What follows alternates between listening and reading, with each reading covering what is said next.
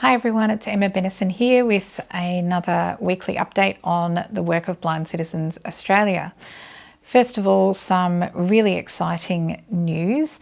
This year, the board has approved for me to take 2 blocks of 6 weeks study leave.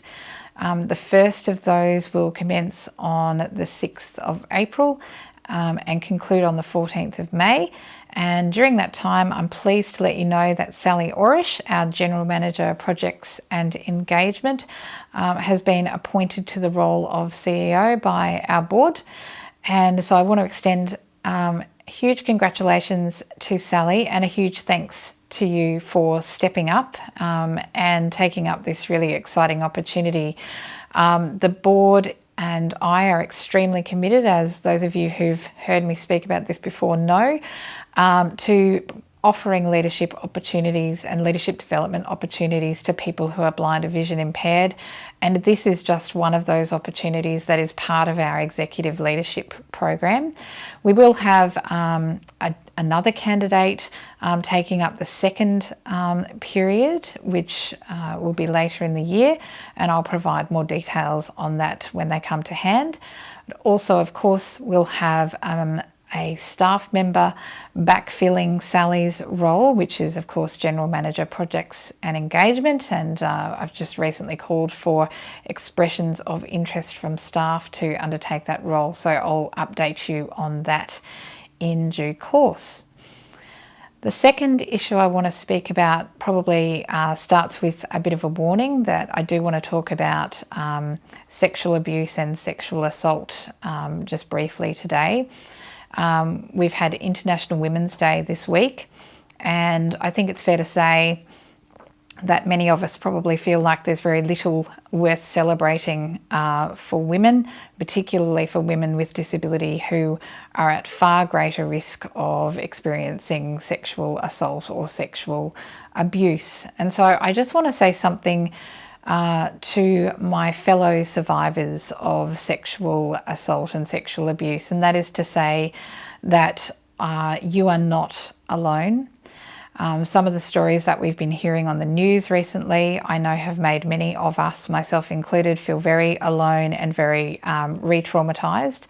But be assured you are not alone, and I know that because I regularly hear stories from people in our community about some of the terrible experiences that they've had both recently and many, many years ago. And one of the things that I called for recently in a Facebook post, which you can read in this week's member update, was for our Disability Royal Commission to give much higher priority to historical accounts of sexual abuse and of child sexual abuse. Not everybody wants to tell their story, and there is absolutely no pressure on anybody to do so. Everybody has a different way of dealing with these matters.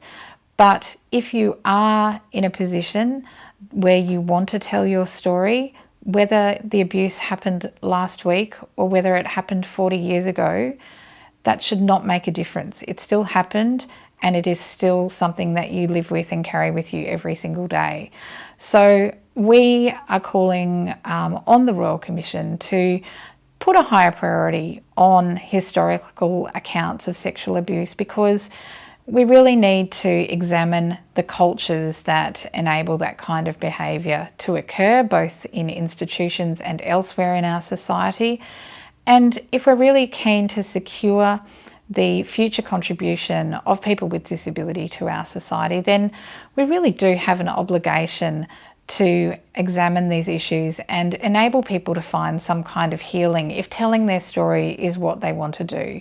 So I really do urge all of you, if you are concerned about this issue, if you do think it's important, whether or not you want to tell your story or whether you just want to support that notion that it is important for people to have that opportunity, then I encourage you to contact the Disability Royal Commission and let them know your views, because they won't know unless we tell them. And also just want to make sure that if this has raised any issues for you, that you should contact 1800 RESPECT or go onto the Disability Royal Commission website, and there you will find the number for their counselling service, and you can make contact with that service to get support if indeed you do want to tell your story. And of course, the final thing I would say is that BCA does provide support for people to tell their stories, and we are more than happy to assist you, or indeed to assist you to find an appropriate counselling or support service. So give us a call on 1800 033 660 if you would like to access any kind of support. So that's all for this week. Thank you all, and I will speak to you again next week.